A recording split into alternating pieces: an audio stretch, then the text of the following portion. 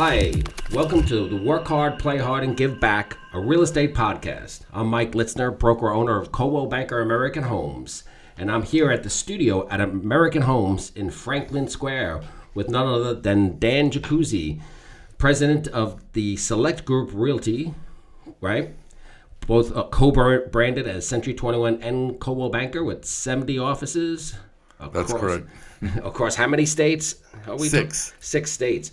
So, Dan, welcome to the show, first and foremost. So happy to have you here, especially since you're based in Reno, Nevada. So he had a long commute here to sunny downtown Franklin Square. So, but glad you were able to make the trip, buddy. Happy to be here. Yeah, awesome. So I just want to remind our audience, if you like our episodes, don't forget to like, subscribe, and stay around to the end for the Drop the Mic question. It's always a lot of fun. So Dan, let me jump right in here. You've built an incredible legacy across both Century 21 and Coldwell Bankers as a broker owner.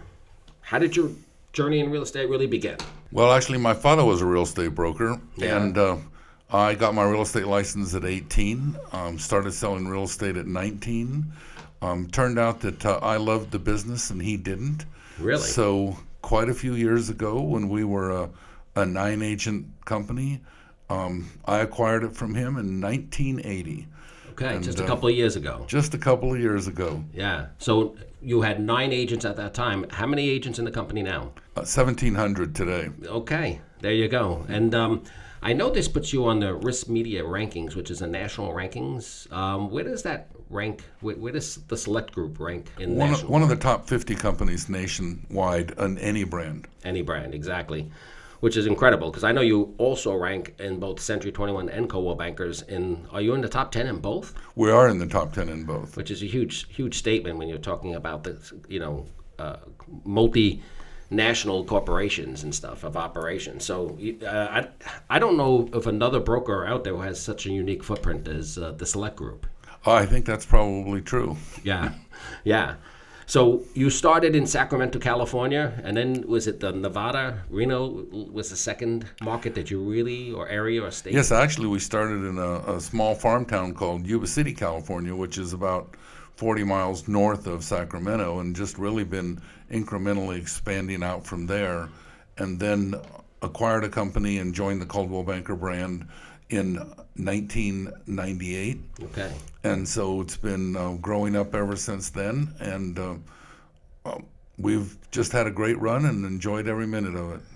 As long as you're having fun, right? So, Absolutely. Yeah, well, we all know there's good years and crazy years, so you have to enjoy the ride, both the good and the bad, right? Yes, you do. All right. So as one of the largest independently owned real estate companies, what do you think has been key to sustaining that type of growth?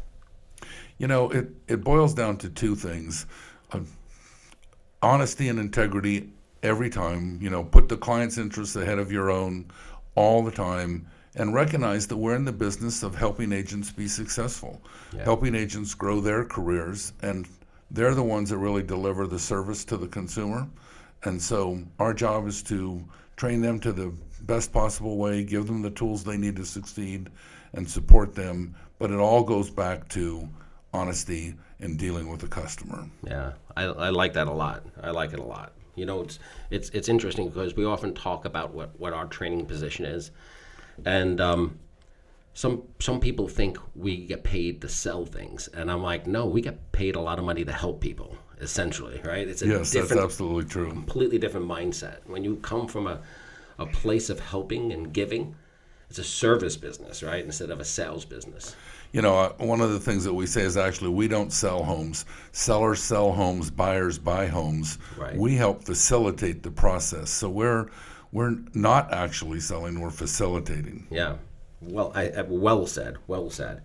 So you've successfully managed multiple brands under the Select Group umbrella. How do you maintain brand integrity while fostering collaboration across the company? You know, it's really interesting. Part of it is that we don't have the same brands in the same communities. Okay. So most of our offices in California are within the Century 21 family, and it works very well for us. Yeah. And then as you go east, Lake Tahoe, northern Nevada, we're in northern New Mexico, Colorado, Idaho, and Wyoming. Those are all Coldwell Banker offices. And so we have strong brand identity in each of our markets, Right. but we do a lot of joint training together. And then once a year, we have what we call our Select Summit, which is really our company convention, Right. where 700 of our agents will all come together for 2 days of fun and learning Right. in Reno, Nevada. And so we enjoy that, and helps bring the whole company together. But once again, with the brand cohesiveness, we're working in different markets. Yeah. So you're not competing head to head in a market, Cole and Century across the street. It's Yes, absolutely not. Actually. yeah. So completely adjacent. Now, how do you figure out which markets to put what brand in? Is it does the office kind of find you? Does the brand find you, or do you strategically leverage each brand according to the marketplace you're going into?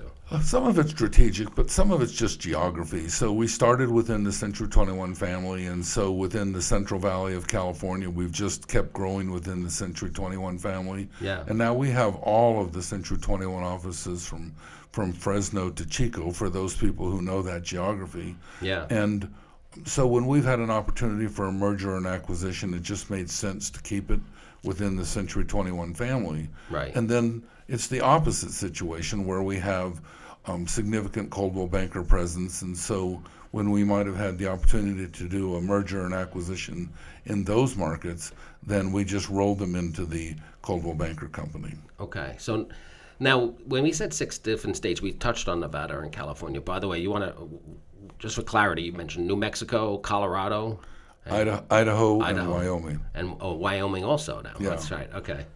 So I wasn't sure, is it a price point, or is it a different type of, like a luxury market / second home market? Does a brand more resonate in a specific market at all? So we do find that the Coldwell Banker brand tends to be viewed as more luxurious brand. Okay. And the Century 21 brand is more of a middle market brand. And actually, when you look at our footprint, where we have the Coldwell Banker offices tend to be some of the more expensive areas.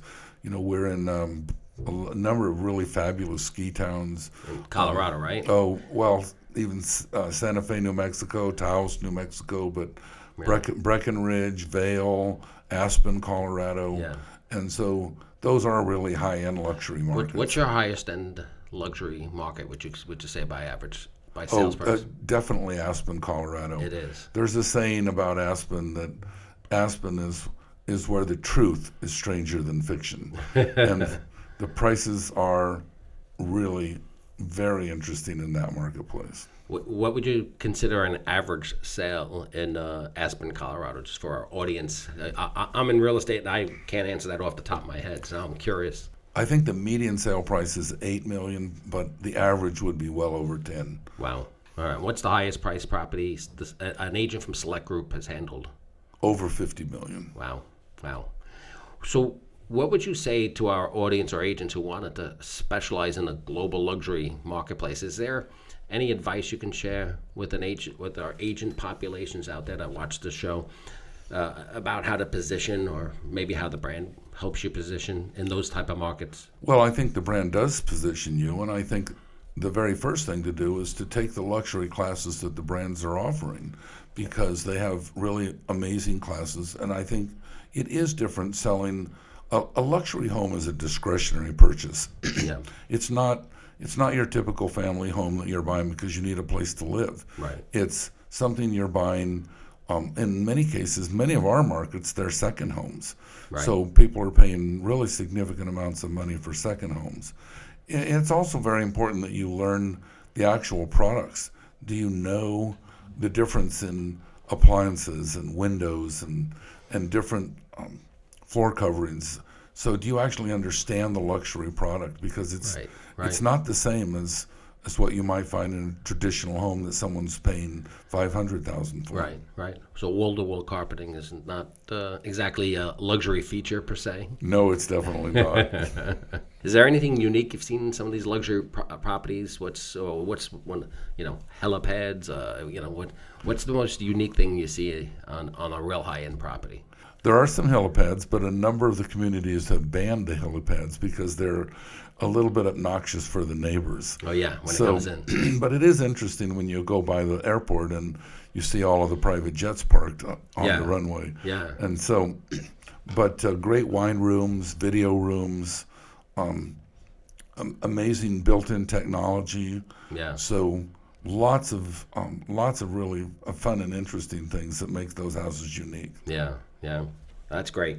Just for context now, I know Tommy and I were excited a number of years back when we finally broke the $1 billion mark in sales, and so now we've grown our company. We've broken the $3 billion mark. But what is the select group's sales volume per se on average year the last couple of years?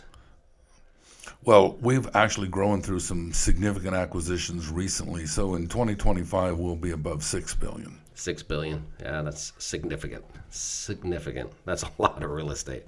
I don't know if the average person realizes how significant it is. Do you ever think when you started out with the 9 agents that you were going to be running a company and selling more than $6 billion of real estate a year?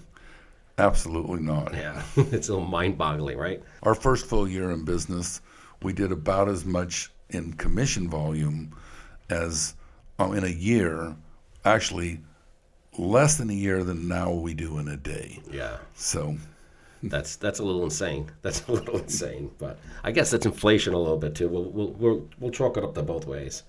So you've always been ahead of the curve when it comes to innovation. So what changes in the industry are you most excited or concerned about right now? I think we're excited about what artificial intelligence is going to do and how that will impact real estate going forward. Yeah. And there'll be some interesting changes. Now, we do not believe that artificial intelligence is ever going to replace the agent on the street. Yeah. This is still a personal service business. We feel it always has been. We feel it always will be. People only buy or sell typically 2 to 5 houses in a lifetime. Yeah. And every time that you do that, it's different than the time it was before. Yeah. And so having a professional guide you through that, we think, is always going to be important. Yeah. But artificial intelligence will certainly add a component to that. Yeah. We're concerned about what's called clear cooperation and how that might change real estate in the future. Yeah, that's been a big buzz lately, right? In the headlines for real estate. Big buzz in the headlines. Historically, well, for probably the last 50 years, really the vast majority, except super high-end houses, may have been done on a private sale basis, but most homes were put into the multiple listing service and everybody could see them in a single location. Right. And there is a move now toward breaking that apart and having a series of private networks where all of the listings might not be displayed in a single place. And it is interesting to see how that might impact the whole industry and consumers who might be looking for their next home. Yeah, I was gonna ask you about the consumer effect more than the realtor effect at that. So consumers are used to being able to go online now and find properties and search and filter accordingly. So how do you think this is really going to impact consumers? Well, if it breaks apart into a series of private networks, that means that the consumer is either going to have to take the time to search multiple places to be able to see all of the inventory, right, or they're going to engage with a professional who's going to do all that work for them. Right. But it will make the home search process more complicated. Yeah, yeah. What do you feel like the biggest motivating factor is that's pushing that agenda? Well, one particular company, I think, is trying to do more in-house sales rather than broadening the market. We don't feel that that's actually in the best interest of consumers. Right. They think it's in their best interest, but we don't believe it's in the consumer's best interest. Right. Well, it's one of the things I think our audience, because some of our audience is licensed, so to speak. We track a pretty big agent population, but some of it is just consumers interested in real estate. And, we have an obligation when we work with somebody, fiduciary responsibility, right? I think we have a fiduciary responsibility to do the best job we can for our seller. And I think that any time we might limit the exposure of a listing, yeah, we might not be actually doing the best possible job we could do on behalf of that seller. Yeah, So we have to balance, good business practices with fiduciary responsibility. So it's a little bit of a slippery slope, this whole private network agenda. Would you agree with that thought process? I think it's very much a slippery slope. Yeah. And we also believe it can have a fair housing component. We want to make sure that regardless of who you are or what you are, that you have access to any house that's for sale. Right. So that there's no question that everyone is being treated equally and fairly. Absolutely. No, I like that. For our audience, do you want to describe, we're part of a brainstorming group called The Pack. Do you want to describe what that organization is? Well, that actually is why I'm here in New York today, because I've been a member of what's called the Century 21 Pack Group since 23 years, so we'll just have to do the math. Yeah. And but now it's not just Century 21 because we have American Homes who was Century 21, but now Coldwell Banker. Yes, yeah. And then, of course, we're a dual-branded company, so two of us are different. The rest of the members of the group are Century 21. D'Amico is now co-branded also. Oh, there's the third one, yeah. Yeah. So, but this is a group that came together 23 years ago to brainstorm together, to learn best practices, and help every one of us grow by learning from each other. Yeah. And it's been a fabulous 23 years of learning and growing together. Yeah. And just, again, for our audience, it's a brainstorming group with best practices, not run by the brands, but all the members are branded as franchise operations, multi-office operations. And I think the best and strongest component, tell me if you agree with this, is that we're in non-competing markets. So we could get together and share best practices without feeling threatened. The various companies that are members are from across the entire United States, from the West Coast to the East Coast. Yeah. But as Mike just said, we're not in the same market, so we're not on top of each other, so that if we are sharing something that might help us be a stronger and more competitive company, it doesn't make us feel like we're helping our next door neighbor competitor. Yeah, exactly. So having been part of the Pack Group for 23 years, I really have to ask, what's something you've learned from your peers that has helped you grow your business? It's hard to pinpoint one individual thing. There's a lot. Because it's been hundreds and hundreds of small things. Yeah. So I don't know if any one particular thing stands out, but one of the things perhaps that does stand out is everyone likes to say, well, in our town it's different. Yeah. And there are always small differences, right. But the similarities across the country of people, we're dealing with humans, we're dealing with families, and so there's more similarities than differences. We're dealing with agents and their challenges. Yes. Training issues. So there's so many similarities. When you really get into it, I think there's more similarities than differences. Absolutely. One might be selling a $500,000 house and one might be selling a $52 million house. But even in that, the product's slightly, obviously noticeably different, but the process. There's a lot. Well, you're still dealing with human emotion. Yeah. And buying and selling a home definitely can be an emotional situation. You're preaching. You're preaching. So you've been a vocal advocate for agent support and development. So what does serving agents at a higher level really mean to you? Well, first, it's making sure that they have all the knowledge to be able to truly serve their clientele in a positive way. And then it's helping them with their marketing, with their outreach, with client follow-up, staying in touch, so that over time they're able to just grow their career. Yeah. We're in a people business, so once again, I want to say it starts with knowledge. You have to have the knowledge to serve people. Yeah. But once you know what you're doing, you need to have somebody who'd want you to serve them. Yeah. So it's a combination of knowledge and marketing. Yeah. Now, with such a diverse geography where your agents are, how do you handle training agents, 1,700 agents across? How many hundreds of miles are they apart? Oh, over 1,000. Oh, yeah, there you go. So, well, we certainly do a lot of Zoom training. Certainly the COVID situation changed. Zoom was already a company before COVID. Right. But the adoption just truly happened at that, and it has continued ever since. We still do a lot of live training, so our trainers actually will fly to various locations, and we do a lot of one-on-one because people learn in different ways, and not everybody really learns well, watching a TV screen. Yeah. And so putting an instructor in a room with people, we find is still very, very important. Yeah. Yeah.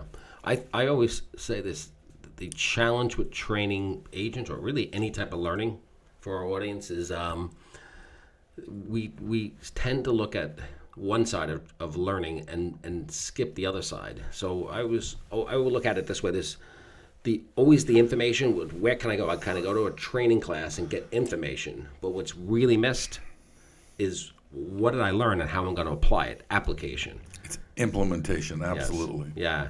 So that to me is more of the secret sauce. So half the time I'm trying to get agents to show up for the information, and then I always find that they come out of the session and they go back, they whip the phone out, and they go back to doing what they always did. And it's like, how do you get them to stop? And they say, what did you learn? How are you going to change your business model? How are you going to implement it? Yeah. I have an analogy. I say that a lot of real estate training is like teaching children how to swim on the side of the pool. And then the instructor says, okay, kids, jump in and swim, and I'm going to go get a cup of coffee. And if we taught our children how to swim that way, we'd have a lot fewer children. Yeah. But I think, so actually getting out and field training, I think, is important. Really helping people be able to implement what they're learning. Yeah.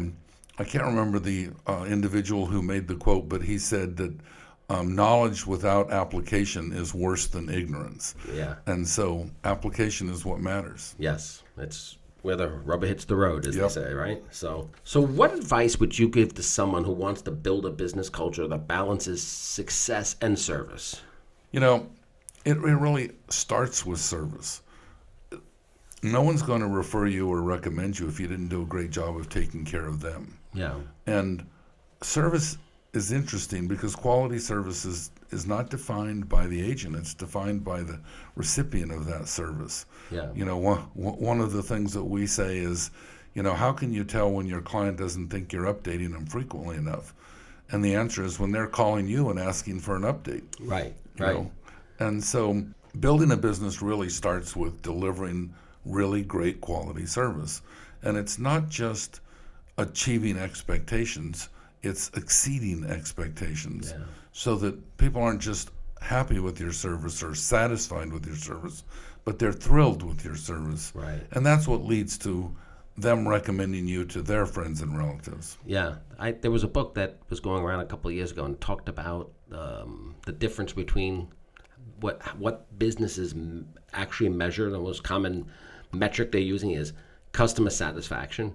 Uh-huh. Right, and he was saying that we're measuring the wrong thing as business people. We should be talking about or measuring customer, true success, like as you said, exceeding their expectations. Because if you can get raving fans of your business and your work style, they will build your business for you. And Mike, I think that was the name of the book, Raving Fans. Actually. All right. Well, we'll have to Google this afterwards, but maybe we get a plug for the author of that book. So it was a good read. I do remember. It's definitely several years ago, but Yes. It was a really good read.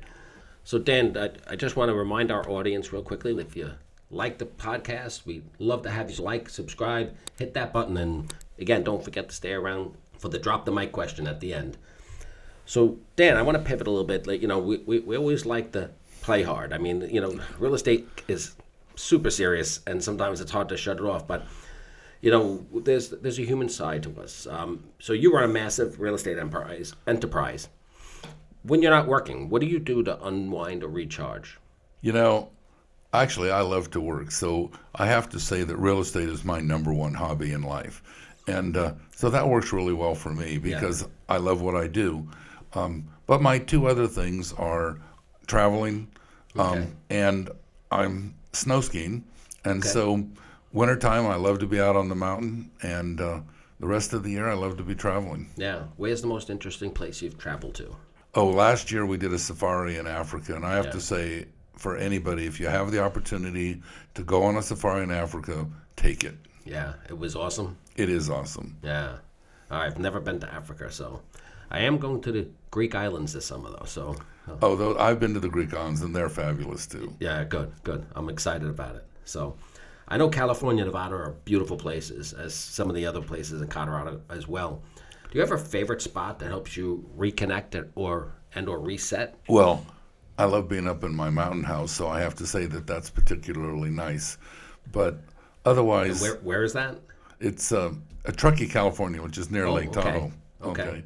But I never feel really overwhelmed just because this is what I love to do. Yeah, yeah. Let me ask you this. You have deep roots in the business, obviously, but what's something you've tried recently that was totally outside your comfort zone? Oh, that's interesting. I think some of it is really getting into AI and how that's actually working. And in some ways, it's a little bit scary Yeah. how knowledgeable, if you will, ChatGPT actually is. Yeah. It can make mistakes. It still needs some human intervention. Yeah. But it is actually phenomenal how you could actually talk to ChatGPT and have it talking back to you as if you were speaking with a human. And it's a little bit scary how knowledgeable it actually can be. Yeah, yeah. Intimidating, right? Oh, it can be intimidating. Yeah. So, Dan, if you weren't in real estate, what if there was a completely different career that you know, or path you would have taken? What would Dan Jacuzzi be doing these days? We know it probably just ties into real estate because it might have been financial planning, and I think a great realtor is actually should be part of your professional set. You know, a realtor, financial planner, an insurance agent, maybe an attorney, and so we're part of that. Yeah. And Yeah. and I love being part of that. Yeah. You like being part of that professional planning, you know? You know, when we look at America, for most Americans, their greatest wealth is their home. Yeah. And one of the things that I've believed my entire career is for many Americans, the difference between a really nice retirement and a rather stressful retirement financially is, do you have a paid-for house? Yeah. And I've believed for years that every American should have the goal of getting their house paid for during their working years and having a paid-for house in retirement. Yeah. I think that's great advice. There's trends that come and go, and maybe it fluctuates with interest rates, but when rates drop down, the refinance boom starts. But I think the dangerous part, you know, refinancing economically, you're improving your payment / interest rate, you know, positioning is one thing. But when they start with these cash out refis, I feel like too many people use their equity, their home equity, as like an ATM machine. Yeah, they turn their home equity into a boat or a motor home. You know, I used to say that if you take a second mortgage to buy a car, buy a big car, because if it doesn't work out, you might be sleeping in it. That's, in some ways that's funny as hell, but in some ways it's not funny because it might hit a little too close to home for some people. No pun intended. So you have a bucket list experience. Is it something that you're still hoping to check off that list? You know, I've done some really fun bucket list things. You know, 12-day raft trip down the Grand Canyon. Okay. Africa was definitely, you know, a bucket list thing, and I've traveled quite a bit in Southeast Asia, but I haven't been to China or Japan, so those are very much still on my list. Yeah, those are very different cultures. What's something most people wouldn't know about you or would be surprised to learn? Like maybe that, or maybe what hidden talent does Dan Jacuzzi have? You know, I think my hidden talent might be just absolute curiosity. You know, so I like everything from, you know, the ballet to monster trucks. Okay. And things like, you know, a trip down the Grand Canyon, or I went to Burning Man in Nevada. And Really? people say, really, you went to Burning Man? And I said, it's interesting, and I think everyone should go one year. Yeah. But so I'm just curious about everything having to do with the world we live in. Yeah, yeah. Well, you know what? I like that. It's probably like this burning desire to learn. Uh-huh. So, that's a really healthy way to channel that inner energy that we have sometimes, in a really positive way. We should never stop learning because the world around us never stops evolving. Oh yeah, they said as soon as you think you know everything, when you stop learning, that's when you're in trouble. Of course, I do worry that since I did know everything when I was 17, so the amount of stuff I've forgotten since then is really rough. But Yes. other than that, things are good. There you go.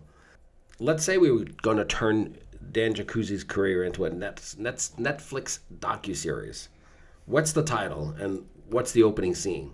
Oh, that's a really tough question. Yeah, well, It's it's interesting.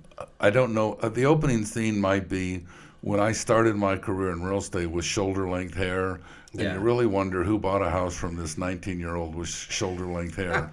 But and so it's been a long evolution of the years, but sometimes everyone in America seems to want to get rich quick today. yeah, And I'm a believer that getting rich in America is actually not that difficult Right. if you're willing to spend a lifetime working on it. right, And most people are not spending a lifetime working on it. yeah, And, there's the old fable about the tortoise and the hare, and the tortoise won the race because they just kept moving forward continuously, and in the end, they won. yeah.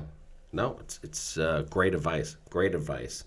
So I don't know we got that. I'm the answer on that. So come on.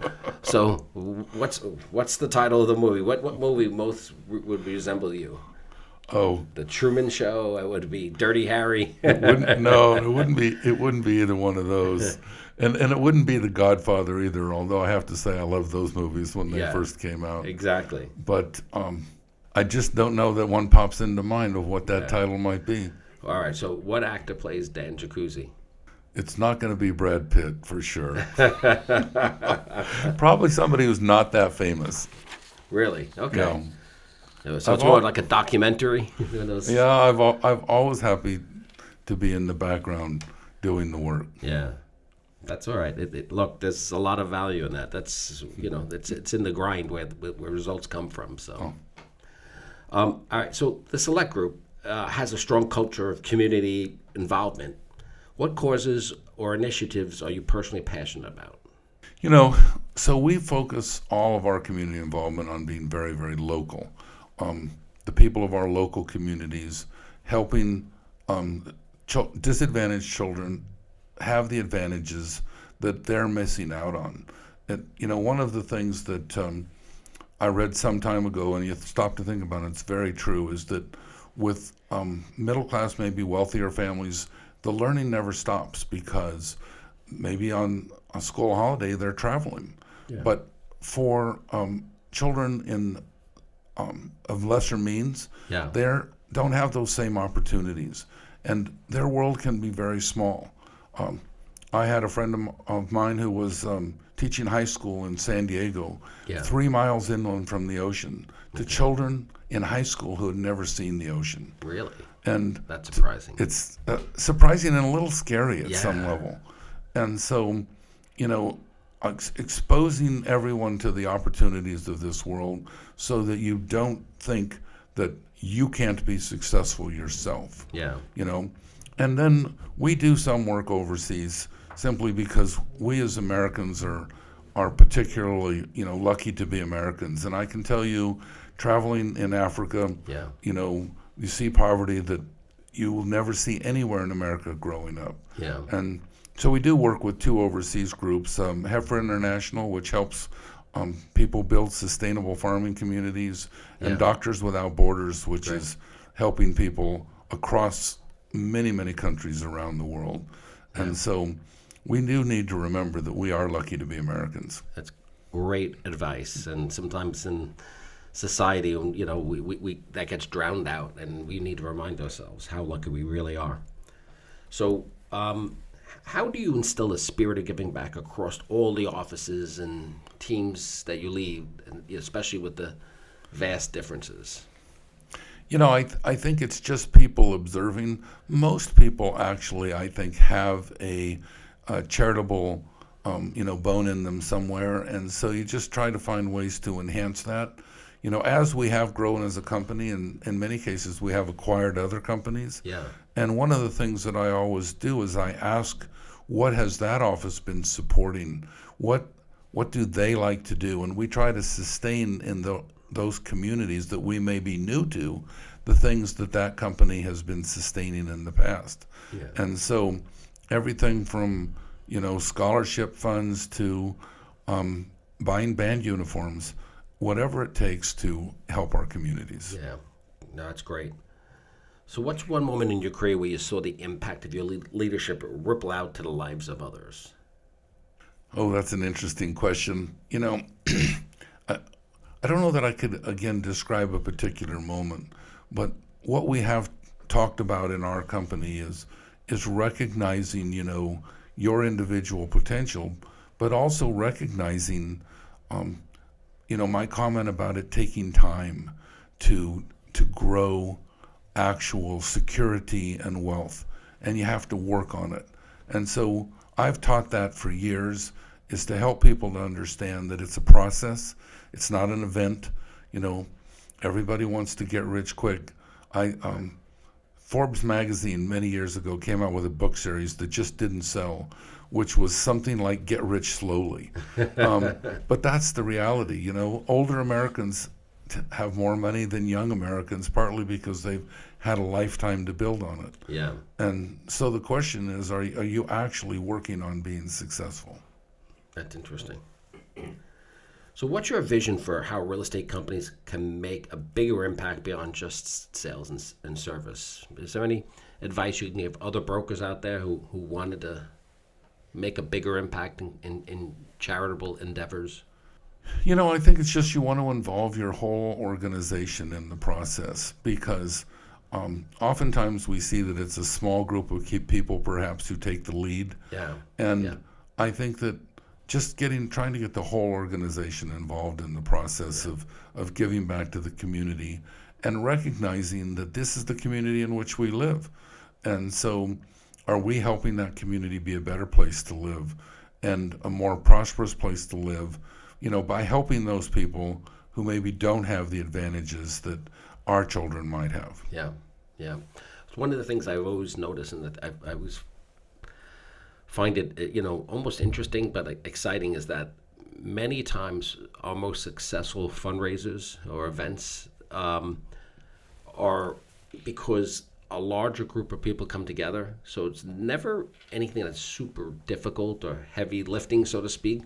But because of the collective group, it has a more major economic impact. And usually it's doing something fun. Like we do things like a night at the races, or the horse racing, or casino night we've done, and all of these type of things. And I always find myself a little surprised. I'm like, people are walking out that door going, man, we had so much fun tonight. It was like, oh yeah, and we raised $40,000 for right. So it's a great combination. Yes, exactly. So I always like to share that, because sometimes if we think about a charitable endeavor as a singular event, it is almost overwhelming. But when you can get the collective behind it, all of a sudden you can move mountains, so to speak. Absolutely. There's this saying that team is an acronym for together everyone achieves more. Yeah. And that's very true with charitable work. It's true in life. Yes, absolutely. Great stuff. I just want to remind our audience to please like and subscribe to our channel. And remember, we have some upcoming interviews that are really incredible that you really want to be here for. So it's time for the Drop the Mic question. We always like to have a little bit of fun, come out a little bit, different. So let me ask you this. If you could go back and give 25-year-old Dan one piece of advice, what would it be? Actually, it'd be have more fun. Have more fun. I spent a lot of time working in those years, and I think, I have developed a saying that says, you get old and you die, whether you had fun along the way or not. Yeah. So have more fun. That's a great answer. I like that. And my crew really wrote this. I swear I didn't write this other questions. It's a part two, the drop the mic question. It says, and finally, what's one thing about Mike Litzner that you've always admired but never told him until now? You know, Mike is a really fun guy, and he enjoys life all the time. Every time I've been around you and watched you just interact with people, you love people, you love life, you have a lot of fun. So you want me to be the mentor for 25-year-old Dan, is what you're saying? That wouldn't be a bad thing. 25-year-old Dan and 25-year-old Mike would have a lot of fun together. Oh, I think we would have. Yeah, exactly. We've had a lot of fun being older than 25. Yes, exactly.